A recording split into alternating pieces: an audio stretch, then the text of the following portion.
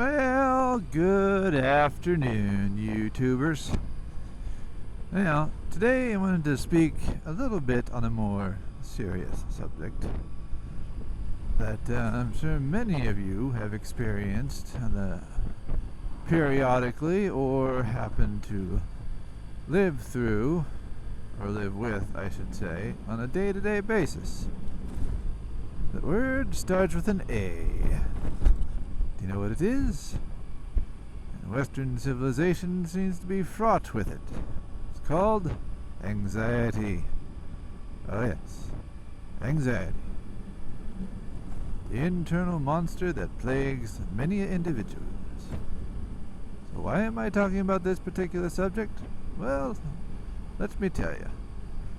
Mainly due to the fact that myself, I happen to be one of those individuals that seem to have a chronic plague of anxiety. And I find myself these days having panic attacks that just suddenly come on without any reason or rhyme, because my subconscious is always in a state of mind that something horrible is going to happen. Of course, this all started roughly 4.5 years ago when I was diagnosed with AFib. Which, if anyone has ever heard that particular term, it is a heart arrhythmia. It causes the upper atria of your heart kind of quivers like a fish out of water. Very uncomfortable, and tends to make my heart rate jump up to around 240, 250 beats a minute. Got treatment for it, and actually eventually had corrective surgery called radio frequency ablation to kind of make scar tissue around my arteries and stuff. Of course, scar tissue doesn't conduct electricity, which was the whole reason my AFib was happening, because of pathways were misconducting and kind of overstimulating my heart muscles. But ever since then, my state of mind is be like, oh my gosh, I'm gonna die. Every day. Yeah. So I never seem to live in a state of calm, I should say. It's very, very hard for me to thoroughly enjoy life when I think every waking moment I'm just gonna drop dead. So, I've tried to find ways of coping, but I've been rather unsuccessful in convincing myself to just get over it. There's not much I can do about it, and get on with my life and live it to my fullest potential. So I suppose what I'm asking of you all, instead of just the usual trolling comment to say, buck up, you pansy, kinda, what you do as you're coping. And obviously one of my coping mechanisms is to just go out and ride, just enjoy it. Of course, I don't get much of that in Cincinnati traffic. But, it is what it is. I have to deal with where I live. Just get out in the country now and again. So anyway, that's kind of what I wanted to touch on, because it's been bothering me rather lately. I figured talking about it would be helpful. They say, if you hold it all in and you don't talk about it, it's not really healthy. Who's beeping? Oh. Okay, I think that was somebody from work. Pretty sure. But then again, I don't really know anyone with a Jeep. Of course, I don't really know what most of my coworkers drive anyway, so I am rather oblivious to such things. Oh yes, and the other thing of hot discussion, which all of you have seen blown up all over the place on social media, Facebook, Instagram, Twitter, various websites, talk shows, news, is the whole NFL thing with the players taking a knee during the playing of the national anthem. Personally, I don't really watch the NFL. I mean, I grew up in an area where most people were Steelers fans, so I had that influence, but I just don't personally find sports, basketball, baseball, golf, that kind of thing, to my liking. Not something I've really been into my entire life. But y'all have to realize that, and this has been mentioned by several other vloggers, that the NFL, at the end of the day, is a business. It's a corporation, LLC, whatever you want. And the players on the various teams are employees of the NFL. So the outrage that people have been showing for it, saying that it's a violation of amendment rights and that it's a government issue. No, it's not a government issue. It's a internal affairs issue with the NFL. So how the NFL handles that, I suppose, will affect the customer base, us, the viewers. So we the viewers, we are the customers of the NFL, and we choose whether or not to buy, jerseys, t-shirts, pay for the cable programming to watch games, all of that. I mean, we're consumers, that's their business model, is to entertain us, get us to buy their stuff, pretty much. So whether or not they actually do anything to, to make their brand appear favorable in the eyes of the public, I don't know. I mean, it's our choice whether we want to, support that brand. It's yet to be seen. But I mean, as a personal standpoint, I mean, I have a bit more respect for the armed forces. My father was in the Navy, and my grandfather also served. So, yeah, I do hold a bit of a candle for veterans. So, and any man, woman who gives service to our country and or their lives to maintain our freedoms, to actually get to say and do the things we want to do. So yeah, I mean, personally I think it's disrespectful, but that's just me. But I'm not going to elaborate on it. It's the player's choice to choose how they want to make a point across. It's not or not our right to impose upon them as to how they do it.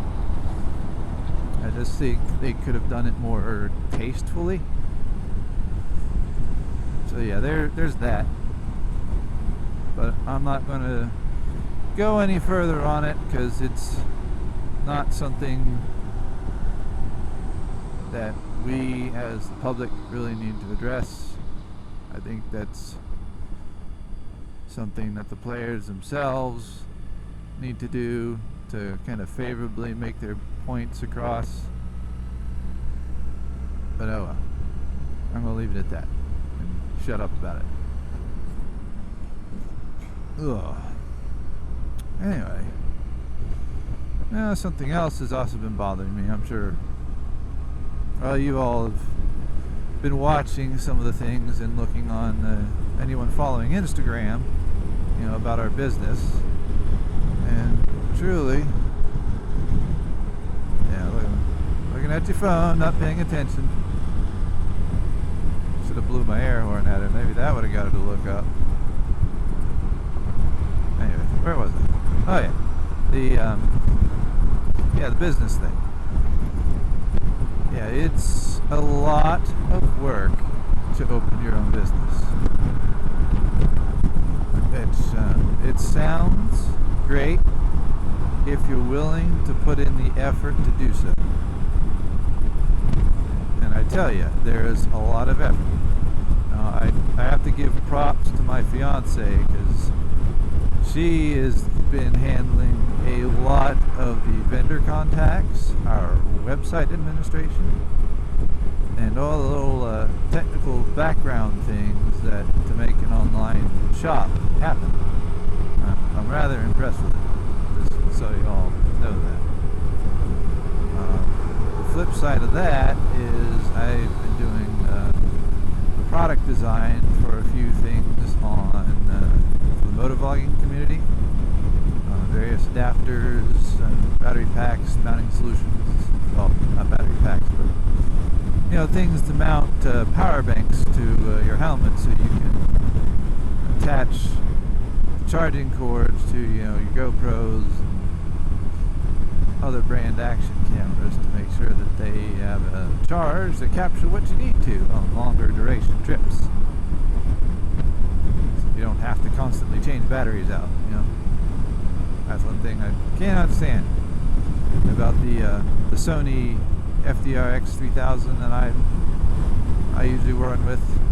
Well, it's the only thing I run with. It's all I got right now. But it's I get maybe an hour to an hour and 14 minutes on a Sony battery.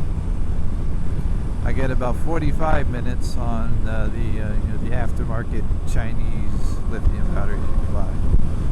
But either way, my commute is usually about 35 to 40 minutes every morning. So if I don't remember to charge it, then I'll end up running out before I make my trip back. If I don't plug in with my power bank. Anyway, I like that side railed real quick. So yeah, trying to make a few things. I don't really have a whole lot to use at the moment since I just have my helmet and my fiance's Scorpion Exo 900. So what I'm asking is if you guys have a need for it, and somebody happens to have a trashed helmet someplace that's kind of sort of has the shell intact, I can use that to make mounting solutions and other accessories to custom fit the shell surfaces of the different models. I know they're coming out with new models all the time, but for some of the ones that are going to be in the product lineup for a while, I mean, heck, even if some of you manufacturers are watching, I have no problem taking just a shell or half a shell or pieces where people would commonly mount stuff, so I can 3D model the shim adapters or custom base plates for mounting arms and things. Make sure that the contact patch is the best it can be so our cameras don't go anywhere. That was especially an issue with this Sony cam, is that their side helmet mount was really designed for a climbing helmet or skateboarding helmet. Yeah, climbing helmet / skateboarding helmet is what I want to go with. And it has a really rounded profile, and it really didn't match up very well with my motorcycle helmet. So Ended up having to make a shim to adapt its profile to the profile of my helmet surface. There, just below the right pivot joint on my visor. And doing that allowed it to have a lot better contact patch, so that it wouldn't fall off under a lot of bumps and jars and that kind of thing. So yeah, so things of that nature, you know. Sure, you've all experienced those issues. If it doesn't quite fit, about the only thing you have done is just pile on some thicker mounting tape. I mean, yeah, that kind of works, but it's not the most ideal, since the thicker the tape, thicker you make the tape, the more wobble you're going to get in your mount. Then that'll show up on your video. So yeah, having something a little more stable is a lot more ideal. Anyway, so yeah, there's just a few things on my mind for today. So talking about it will alleviate a lot of what I was thinking about. And yeah, and I still have not washed my windshield. Oh, I'm a lazy boy. But I guess that's par for the course. I like being lazy. It's more comfortable that way, and far less sweaty. Anyway, I'm about home, so I'm going to sign off and leave you all later.